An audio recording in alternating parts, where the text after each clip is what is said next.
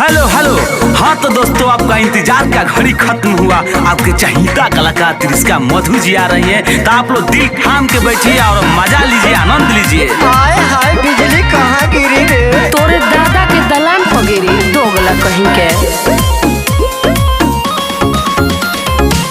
ए बाबू ऐसे ना करो छेड़ा खानी, आई बनी नाचे ना चले मन मानी। अरे तनी होश में रहो। ये पासवान जी की टोली है। ए बाबू ऐसे ना करो छेड़ा खानी, आई बनी नाचे ना करो मन मानी। बुझला? चाटू चौमिन जवानी के चिखोइबे ना, पासवान जी के खुश के जोइबे ना।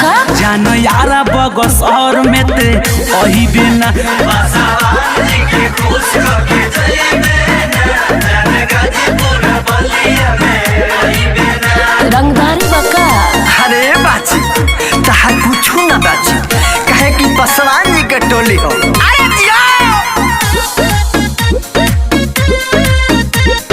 म्यूजिक बाय संगम।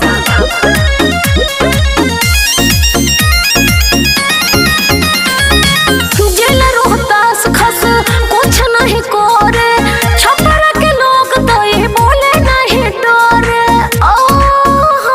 केहू में हिम्मत नहीं खे।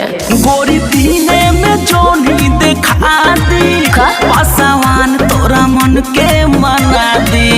जदि तो पल समान के देखोइबे ना, पासवान जी के कोरा में सुतइबे ना। जान गाया सासाराम में ते ओइबे ना, पासवान जी के कोरा में सुतइबे ना। जान गाया मुर्शिदाबाद में ते ओइबे ना। अरे हटो ना। अरे कहे रे आओ हसट।